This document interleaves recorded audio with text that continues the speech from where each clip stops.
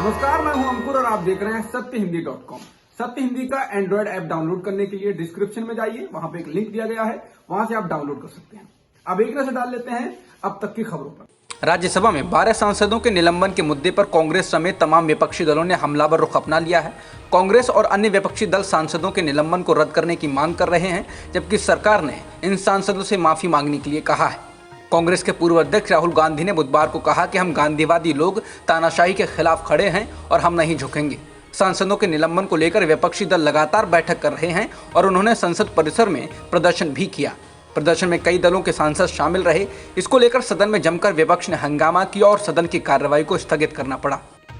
किसान आंदोलन के दौरान मरने वालों किसानों के परिजनों को मुआवजा देने पर संसद में आज सरकार ने जवाब देते हुए कहा कि मरने वाले किसानों का सरकार के पास कोई आंकड़ा ही नहीं है। विपक्ष के एक सवाल के जवाब में केंद्रीय मंत्री तोमर ने कहा कि कृषि मंत्रालय का इस मामले में कोई रिकॉर्ड नहीं है और इसलिए इसका सवाल ही नहीं उठता। बता दें, किसान नेताओं का कहना है कि बीते एक साल में लगभग 700 किसानों की अलग अलग कारणों से मौत हो चुकी है। सरकार द्वारा किसान संगठनों के कुछ नेताओं को ये संदेश भेजना कि वो सरकार द्वारा बनाई जा रही समिति के लिए 5 नाम भेजें, इसको किसान आंदोलन में फूट डालने की कोशिश के रूप में देखा जा रहा है।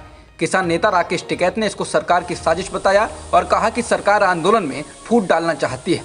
उन्होंने कहा कि संयुक्त किसान मोर्चा की बैठक 4 दिसंबर को होने वाली है। हमारा आंदोलन खत्म नहीं होगा क्योंकि सरकार ने अभी तक हमारी मांगों को स्वीकार नहीं किया है। वहीं आज संयुक्त किसान मोर्चा से अलग 32 किसान संगठनों की बैठक बुलाई गई। बैठक में किसानों के खिलाफ दर्ज मामलों, एमएसपी की कमेटी के मुद्दे पर चर्चा की गई। ये खबरें आ रही हैं कि पंजाब के किसान संगठन कृषि कानूनों की वापसी के बाद लौटना चाहते हैं। हालांकि राकेश टिकैत ने कहा कि कोई भी वापस नहीं लौट रहा है, ये अफवाह है।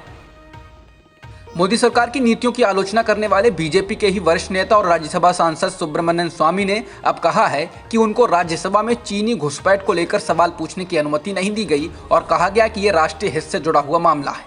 सुब्रमण्यम स्वामी ने ट्वीट कर कहा है कि राज्यसभा सचिवालय ने मुझे आज सूचित किया कि मेरे सवाल चीनी सैनिक LAC पार कर लद्दाख में आए हैं कि नहीं को राष्ट्र हित में पूछने की अनुमति नहीं दी जा सकती। अगर ये त्रासद नहीं है तो ये हास्यास्पद है। एक बेहद अहम फैसले में मुंबई हाईकोर्ट ने बुधवार को वकील और सामाजिक कार्यकर्ता सुधा भारद्वाज को 2018 की भीमा कोरेगांव यलगार परिषद हिंसा मामले में डिफॉल्ट जमानत दे दी है। जस्टिस एसएस शिंदे और जस्टिस NJ जमादार की बेंच ने भारद्वाज की डिफॉल्ट जमानत पर सुनवाई 4 अगस्त को ही पूरी कर ली थी। इस मामले के दूसरे 8 अभियुक्तों की जमानत पर सुनवाई 1 सितंबर को पूरी कर ली गई।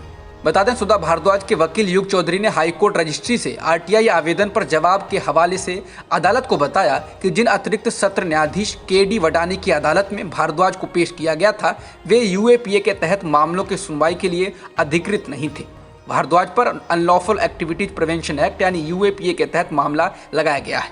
युग चौधरी ने अदालत में कहा कि सुप्रीम कोर्ट के फरवरी के एक फैसले में यह कहा गया है कि UAPA मामलों की सुनवाई सिर्फ विशेष अदालत में ही की जा सकती है।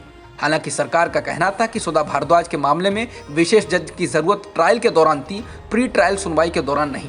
लेकिन जज ने अभियोजन पक्ष की दलीलों को खारिज करते हुए सुधा भारद्वाज को डिफॉल्ट जमानत दे दी। हालांकि अदालत ने सुधा भारद्वाज को डिफॉल्ट जमानत देते हुए बाकी 8 अभियुक्तों की जमानत याचिका खारिज कर दी। भारतीय मूल के इंजीनियर पराग अग्रवाल के ट्विटर के CEO बनने के एक दिन बाद ही कंपनी ने एक अहम बदलाव किया है, जिससे लोगों की निजता की रक्षा की जा सकती है और नफरत फैलाने वाली सामग्री के प्रचार प्रसार पर रोक लगाई जा सकती है।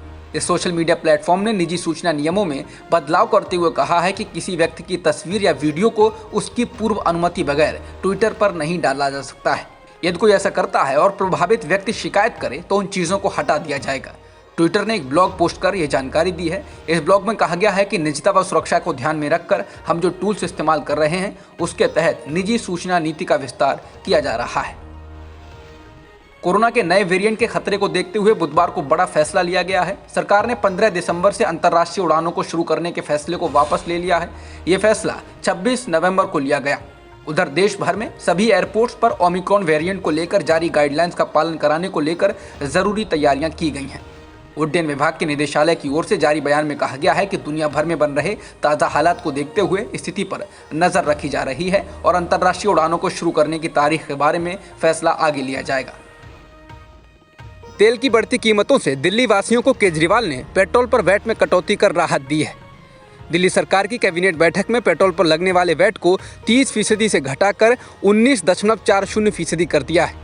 जिससे कि पेट्रोल राजधानी के पेट्रोल पंपों पर 8 रुपये प्रति लीटर सस्ता हो गया है। इस कटौती के बाद से दिल्ली में पेट्रोल लगभग 96 रुपये प्रति लीटर की दर से बिक सकता है।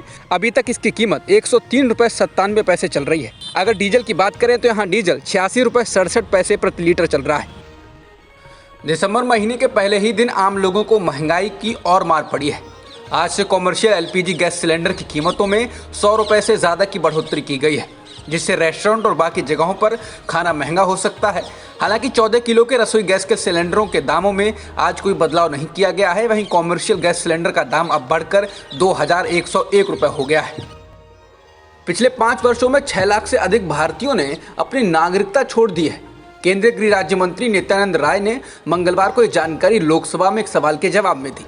आंकड़ों के अनुसार 2017 के बाद से हर साल अपनी नागरिकता छोड़ने वालों की संख्या पर नजर डालें तो 2017 में 1,33,049 लोगों ने अपनी नागरिकता छोड़ी, 2018 में 1,34,000 से अधिक लोगों ने छोड़ी, 2019 में 1,44,000 से अधिक लोगों ने अपनी नागरिकता छोड़ी और 2020 में 85,000 से अधिक लोगों ने और 2021 में सितंबर तक 1,11,000 से अधिक लोगों ने भारत की नागरिकता छोड़ी। बॉलीवुड अभिनेत्री कंगना रनौत के खिलाफ सुप्रीम कोर्ट में याचिका दायर की गई है। याचिकाकर्ता सुप्रीम कोर्ट के वकील चरणजीत सिंह चंद्रपाल ने कंगना रनौत का किसानों को खालिस्तानी बताने वाले इंस्टाग्राम पोस्ट से खुद को आहत बताया और साथ ही कंगना के बयानों को भड़काऊ और धार्मिक भावनाओं को ठेस पहुंचाने वाला बताया। चंद्रपाल ने याचिका में कहा है कि कंगना के पोस्ट सिखों को पूरी तरह से राष्ट्र विरोधी तरीके से चित्रित करते हैं। अब तक की खबरों में इतना ही। बाकी खबरों के लिए बने रहिए सत्यहिंदी.com के साथ। सत्य हिंदी का ऐप डाउनलोड करें गूगल प्ले स्टोर पर।